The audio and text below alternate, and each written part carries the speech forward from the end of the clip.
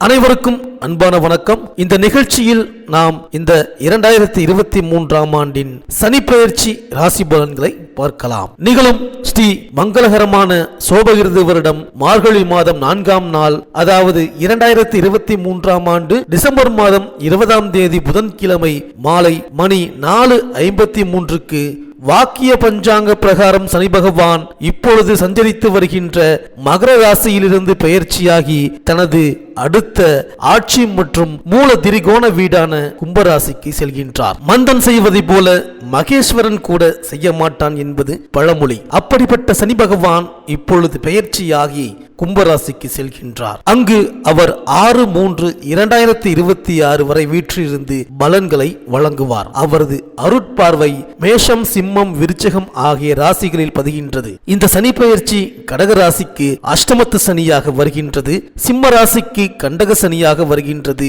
விருச்சிக ராசிக்கு அர்த்தாஷ்டம சனியாக வருகின்றது, மகர ராசிக்கு குடும்ப சனியாகவும், கும்ப ராசிக்கு ஜென்ம சனியாகவும், மீன ராசிக்கு ஏழரை சனியாகவும் வருகின்றது. இதுவரை அஷ்டமத்து சனியின் ஆதிக்கத்தில் இருந்த மிதுன ராசிக்கு அது விலகுகின்றது, கடக ராசிக்கு கண்டக சனி விலகுகின்றது, துலாம் ராசிக்கு அர்த்தாஷ்டம சனியும், தனுசு ராசிக்கு ஏழரை சனியும் விலகுகின்றது. சனி விலகும் ராசிக்காரர்கள் நல சக்கரவர்த்திக்கு சனி விலகி அருள் கொடுத்த தலமான திருநள்ளாறு சென்று வழிபட்டு வருவது நல்லது. இந்த சனியின் சஞ்சார காலத்தில் 2 முறை குரு பெயர்ச்சி நிகழ இருக்கின்றது.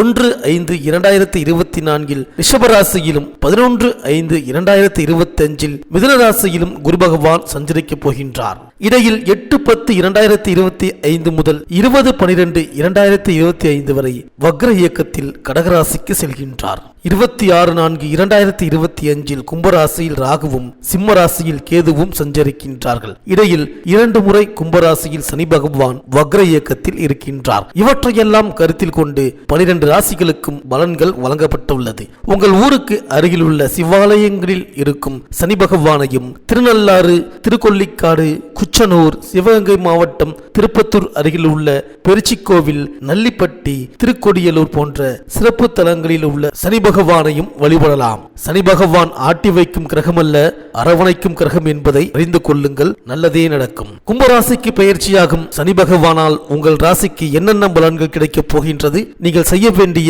பரிகாரங்கள் என்ன என்று இந்த வீடியோவில் பார்க்கலாம். சுக்கிரனை ராசி அதிபதியாக கொண்ட ரிஷபராசி அன்பர்களே, உங்களது எல்லா கஷ்டங்களுக்கும் விடுபட்டு ஆரம்பமாகிவிட்டது யோக அதிர்ஷ்ட காலம். விரும்பிய அனைத்தும் சங்கடமின்றி நடந்தேற, தடைபட்டு இருப்பது எல்லாம் மீண்டும் தொடங்கி பொருளாதார சிக்கல், சங்கட அவதிகளிலிருந்து விடுபட பொன்னான காலம் தொடங்கிவிட்டது. சனி பகவான் எந்த ராசிக்கு எந்த மாதிரியான பெயர்ச்சியை அடைந்தாலும் உங்கள் ராசிக்கு மட்டும் தனிப்பட்ட மிக வலிமையான ராஜயோக அதிபதி என்ற காரணத்தினால் எவ்வித பெரிய இடர்பாட்டையும் சங்கடத்தையும் உண்டாக்கிவிட மாட்டார். அந்த அளவில் நீங்கள் தைரியமாகவே நடைபோடலாம். அதிலும் உங்களது ராசிக்கு அனைத்தையும் சரி செய்து சீர்தூக்கி நிறுத்துகின்ற உயர்வு ஸ்தானமான 10ஆம் இடத்திற்கு வரப்போகின்றார். உங்களுக்கான இரட்டை அதிர்ஷ்டங்கள் ஒவ்வொரு விஷயத்திலும் எப்படியெல்லாம் ஏற்பட போகின்றது என்பதை அனுபவிக்கவும் போகின்றீர்கள். உபரி கமிஷன் ஆதாய வரவுகளை உண்டாக்கும். திடீரென நண்பர்களால் பெரிய தொடர்புகளை, அதன் மூலம் ஆதாயங்களை ஏற்படுத்தும். அரசாங்க அனுகூல மேன்மைகளையும் ஏற்படுத்தும். உங்களது ராசிக்கு மிக வேண்டப்பட்ட ராஜயோக கிரகமான சனி பகவான்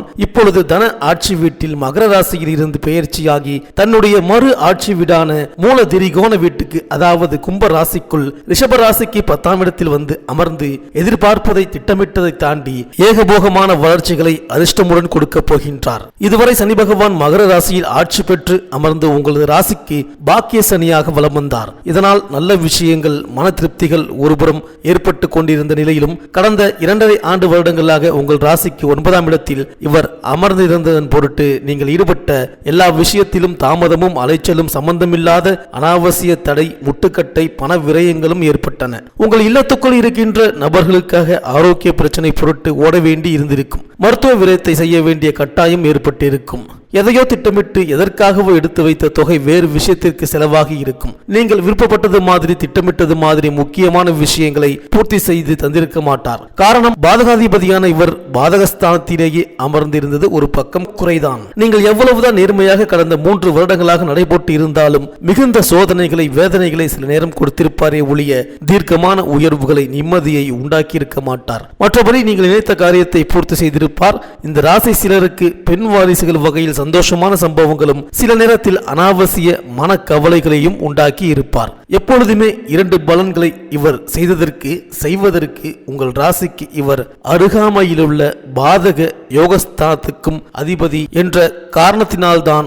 ஆனால் இப்பொழுது ஜீவன கர்ம தொழில் ஸ்தானத்தில் அதனுடைய அதிபதியே வந்து அமர்வது யோகமும் அதிர்ஷ்டமும் உண்டென சொல்லிவிடலாம். இதனால் இந்த சனி பெயர்ச்சியாகி வருகின்ற 2024 பிப்ரவரி மாதம் 13ஆம் தேதி முடிவதற்குள் எந்த மாதிரியெல்லாம் இலக்கு வைத்திருக்கின்றீர்களோ அது எல்லாம் பரிபூர்ண விசேஷ நன்மைகள் நடக்கப் போகின்றது.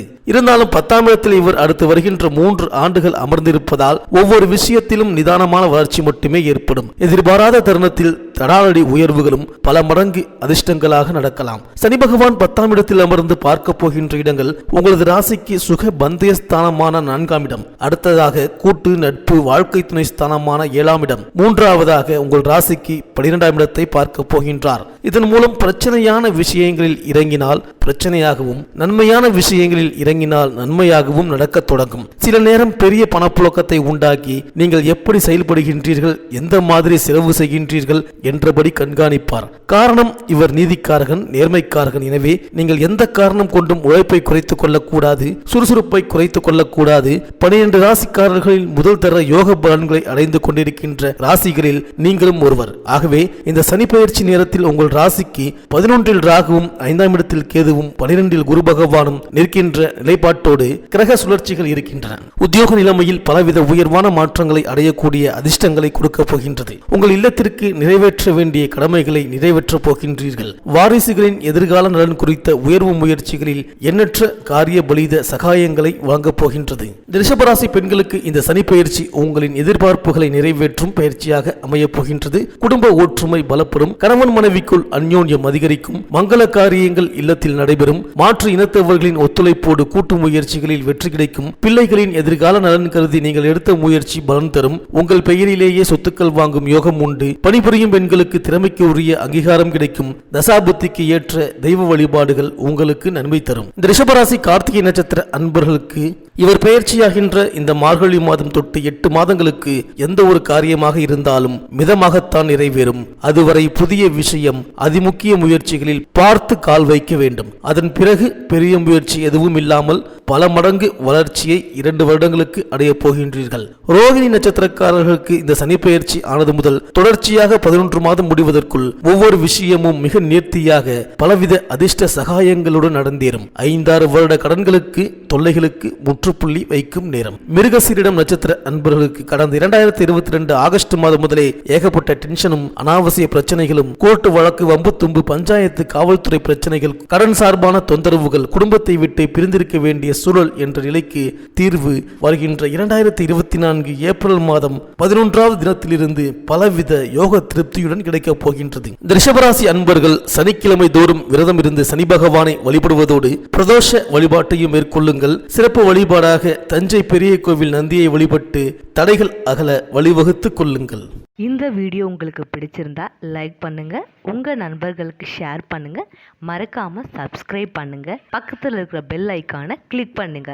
மீண்டும் அடுத்த வீடியோவில் சந்திப்போம். நன்றி, வணக்கம்.